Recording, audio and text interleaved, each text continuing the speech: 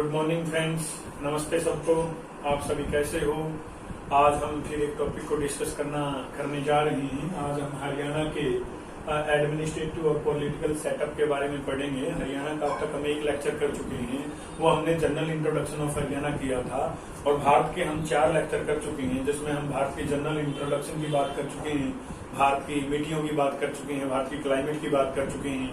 इसके अलावा हमने 10 लेक्चर यूजीसी नेट के भी कर लिए हैं, जिसमें आप एमएससी के सिलेबस को और नेट के सिलेबस को दोनों को कवर कर सकते हो। तो आज का हमारा विषय रहेगा हरियाणा। मानचित्र आपको दिख रहा है, Haryana administrative and political setup.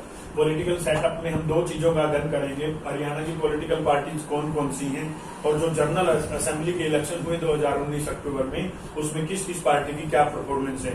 दोनों से एक एक क्वेश्चन आता है, विभिन्न पार्टी से आ जाता है। कहेंगे हरियाणा की नेशनल पार्टी कौन सी है, हरियाणा की रीजनल पार्टी कौन सी है, और जनरल असेंबली के जो अभी रिजल्ट आए हैं उसके बाद में कोई भी एग्जाम नहीं हुआ है, तो उसमें से भी आएगा किस पार्टी को कितना सीट मिला, कितना वोट शेयर मिला। तो ये रहेगा पॉलिटिकल सेटअप में। देन एडमिनिस्ट्रेटिव सेटअप में हम division, sub division, district, tehsil, sub tehsil, block, town and cities, village और gram panchayat, upper level to lower level hierarchy के रूप में हम आएंगे। पदानुक्रमक रूप में पूरे हरियाणा का हम अध्ययन करेंगे। तो हम शुरू करते हैं एडमिनिस्ट्रेटिव सेटअप डिवीजन से। जैसा आपको पता है कि हरियाणा में पहले 4 डिवीजन थे, अभी लेटेस्ट आंकड़ों के अकॉर्डिंग हम बात करें तो हरियाणा के अंदर 6 डिवीजन हैं। हम एक एक के नाम और उसमें कौन कौन से डिस्ट्रिक्ट आएंगे सबका अध्ययन करने जाएंगे। देन सब डिवीजन की बात आती है तो हरियाणा के अंदर 72 सब डिवीजन हैं। डिस्ट्रिक्ट की बात करें तो हरियाणा के अंदर 22 डिस्ट्रिक्ट हैं। दादरी को नया ऐड कर लिया गया है, पहले 21 डिस्ट्रिक्ट थे, दादरी 22वां डिस्ट्रिक्ट बना।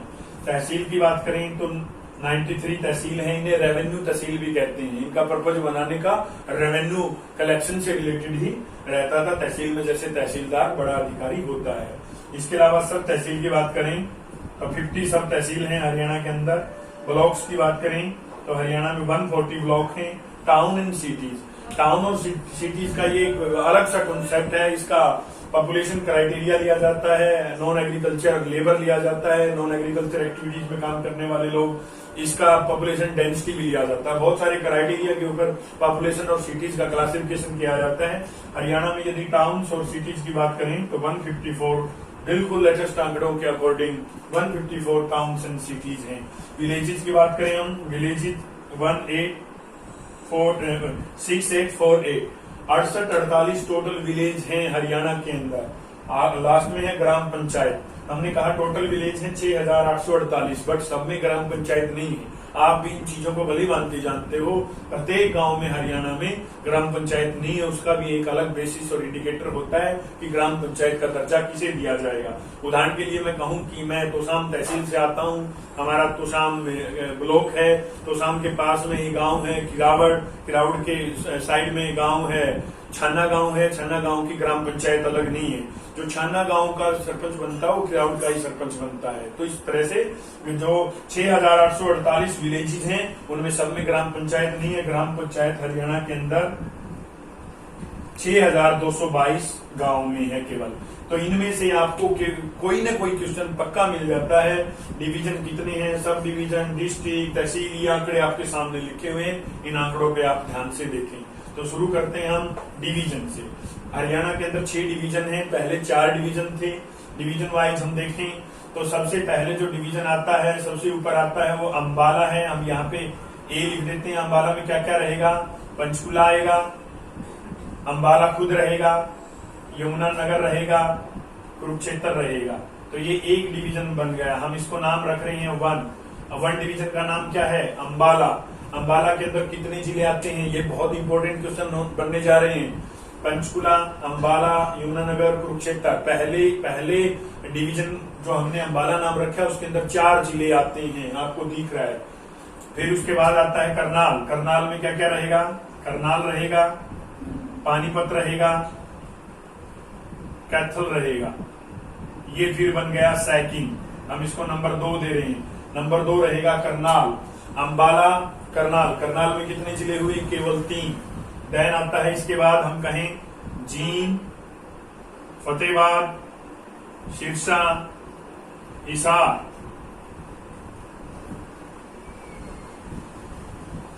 ये बन जाता है नंबर 3। इसका नाम क्या हम रख रहे हैं? हिसार। हिसार, करनाल और अंबाला 3 डिवीजन हो चुके हैं। चौथा डिवीजन क्या आता है? भिवानी, चरखी दादरी, झज्जर, रोहतक, सोनीपत। बहुत बड़ा ये कहो आप डिवीजन है, ये रोहतक डिवीजन है नंबर 4 पे। नंबर 5 के ऊपर है महेंद्रगढ़, रेवाड़ी, गुरुग्राम।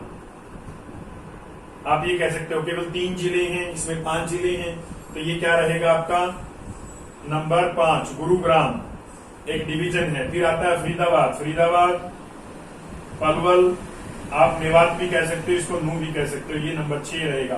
तो पूरा हरियाणा आप ध्यान से देखिए किस तरह विभिन्न प्रकार के डिस्ट्रिक्ट और आंकड़ों में बटा हुआ है। नंबर 1 पे अंबाला है, जिसमें साइड में लिख रहे हैं कि 4 डिस्ट्रिक्ट हैं। नंबर 2 पे करनाल है, जिसमें 3 डिस्ट्रिक्ट हैं। नंबर 3 के ऊपर हिसार है, जिसमें 4 डिस्ट्रिक्ट हैं। नंबर 5 पे रोहतक है, जिसमें 1 2 3 4 5 हैं रोहतक में। नंबर 5 पे गुरुग्राम है, जिसमें 3 डिस्ट्रिक्ट आते हैं। नंबर 6 पे फरीदाबाद है, जिसमें 3 डिस्ट्रिक्ट आते हैं। यहाँ से कैसे सवाल आ सकते हैं? पहला सवाल तो सीधा सा बनता है कि हरियाणा में कितने डिवीजन हैं? 6 आंसर आता है। हरियाणा के किस डिवीजन में सबसे ज्यादा डिस्ट्रिक्ट हैं? तो रोहतक आंसर आएगा 5। भिवानी इसी में है। पहले नए पुराने आंकड़ों के अकॉर्डिंग भिवानी हिसार डिवीजन में आता था, अभी भिवानी को रोहतक डिवीजन में लगा दिया है। फिर आता है कि कोई भी डिस्ट्रिक्ट दे देंगे, कहेंगे मेवात किस डिवीजन में आता है? फरीदाबाद आंसर आएगा।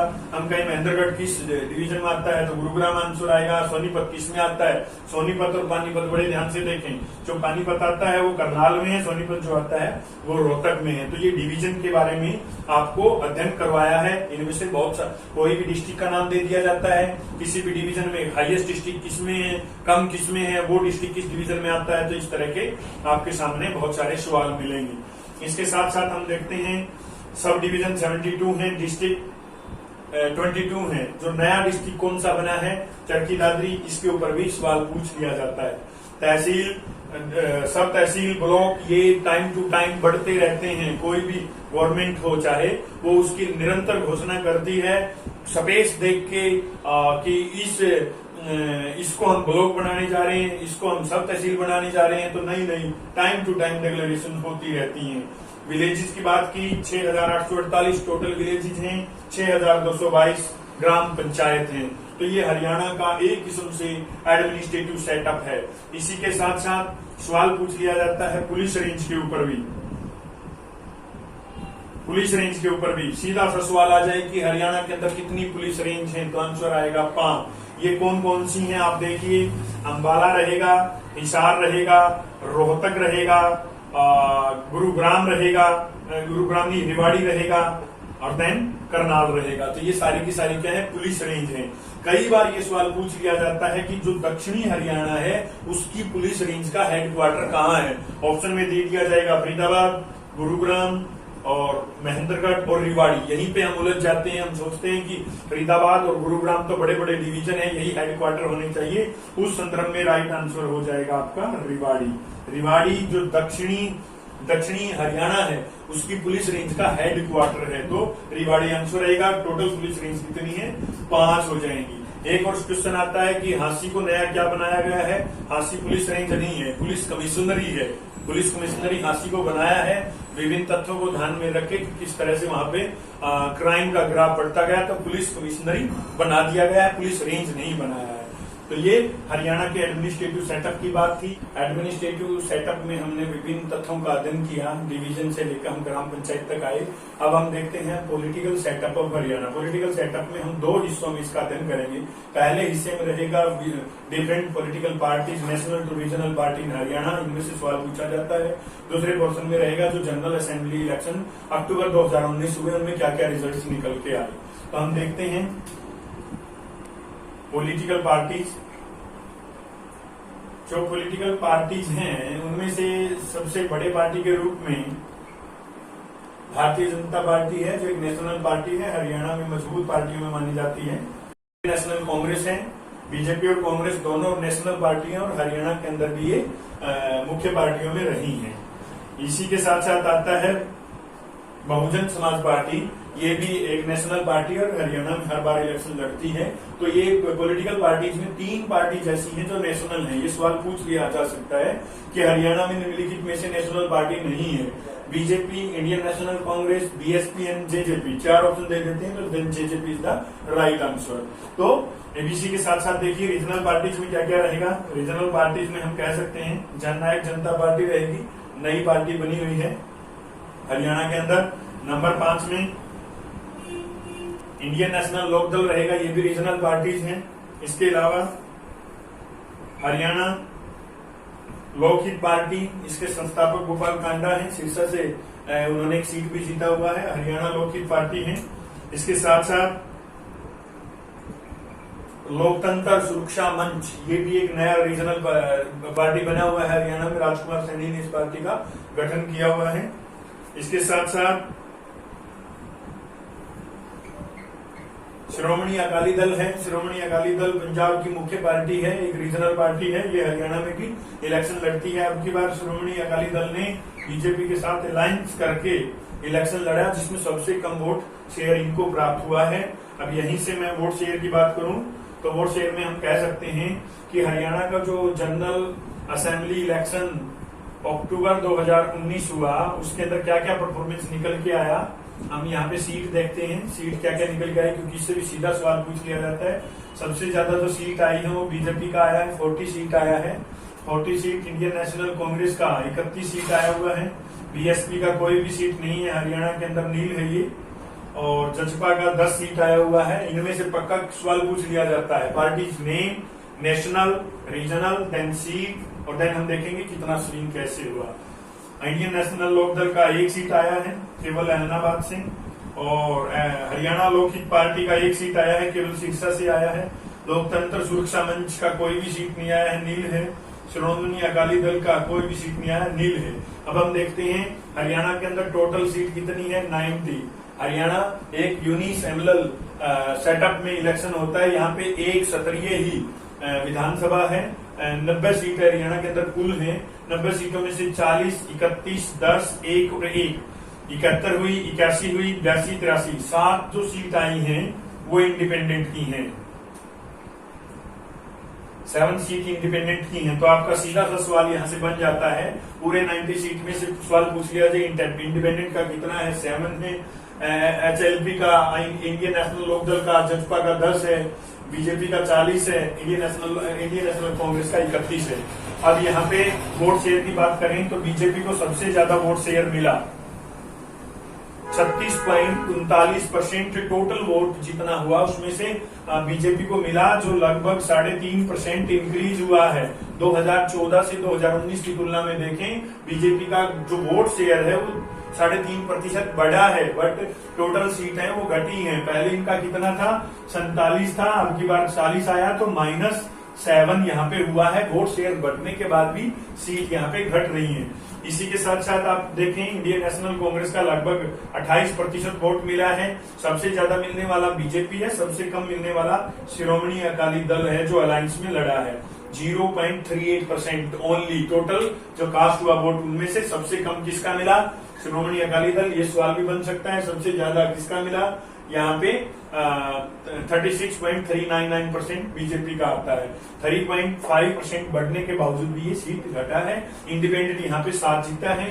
तो अब यहाँ पे एक और सवाल पूछ लिया जाता है कि हरियाणा का जो 2019 का अक्टूबर 2019 का जनरल असेंबली इलेक्शन हुआ, उससे पहले नई निर्मित पार्टी कौन सी थी, तो राइट आंसर आएगा जननायक जनता पार्टी, जिन्होंने पहले इलेक्शन में 10 सीटें हासिल की। यह नई पार्टी थी जो यहाँ से वोट शेयर बढ़ा है, कांग्रेस का वोट शेयर बढ़ा है, बीएसपी का, एनएलडी का, एचएलपी का, एलएसएन का, श्रोमणी अकाली दल का, सबका वोट शेयर घटा है। जो गेन किसने किया है, जननायक जनता पार्टी ने किया है। तो अब यहाँ से different political parties, different election result, percentage share, swing यहाँ पे बहुत अधिक हुआ है, बढ़ा है वोट, घटा, सबसे कम किसको मिला, श्रोमणी अकाली दल को मिला। तो ये हमने आज क्या पढ़ा, इसके बारे में हमने देखा हरियाणा के बारे में। एडमिनिस्ट्रेटिव सेटअप क्या है, बड़ा डिवीजन, छोटा डिवीजन, सबसे ज्यादा डिस्ट्रिक्ट किसमें आते हैं, रोहतक आंसर आता है। किसी भी डिस्ट्रिक्ट का नाम दे दिया जाए कि वो डिस्ट्रिक्ट, जैसे एकदम से कह दिया जाए पानीपत किस डिवीजन में आता है तो आपको राइट आंसर पता होना चाहिए, करनाल में आता है। जींद किस में आता है, एकदम से पता होना चाहिए, हिसार में आता है। इसी के साथ साथ हमने पॉलिटिकल सेटअप की बात की। विभिन्न पार्टीज हैं, ऊपर की 3 पार्टीज नेशनल पार्टीज हैं, नेशनल रूप से इनकी आइडेंटिफिकेशन है। नीचे का सब पार्टीज रीजनल पार्टीज है। सीट कितना है, 40, 31, 10, 1 और 7 इंडिपेंडेंट आया हुआ है इसमें। वोट शेयर की बात करें तो 36.39% गेन किया है भारतीय जनता पार्टी ने। इंडियन नेशनल कांग्रेस ने 28% गेन किया है, 28 पॉइंट समथिंग है इसमें। सबसे कम शिरोमणि अकाली दल का है जो अलायंस में रहे हैं बीजेपी के साथ में। यहाँ पे सब गेन कितना किया बीजेपी ने, 3.5% गेन किया, जबकि सीटें -7 हुई। ये भी पूछ लिया जाता है, किसी भी तरह से सवाल दे दिया जाता है। तो ये आज का हमारा एक लेक्चर था जिसमें हमने हरियाणा के एडमिनिस्ट्रेशन के बारे में, पॉलिटिकल सेटअप के बारे में अध्ययन किया। आगे फिर हम नए विषय के साथ आपसे मिलेंगे। तब तक आप पूरी तरह से सभी लेक्चर का अध्ययन करें। लॉकडाउन के टाइम में ज्यादा से ज्यादा पढ़ाई कीजिए, ताकि जब भी लॉकडाउन खुले, ओपन हो, तो जब भी Haryana staff selection commission, UGC net, STET की जब भी एग्जाम हो, एसटेट के माध्यम से भी बहुत इंपॉर्टेंट सिलेबस आपको पता है, ये 10 क्वेश्चन आते हैं हरियाणा जीके के, तो आप इनका अध्ययन कर सकें अच्छे से। तो सबको आपको नमस्ते, फिर से नए विषय के साथ हम फिर मिलेंगे।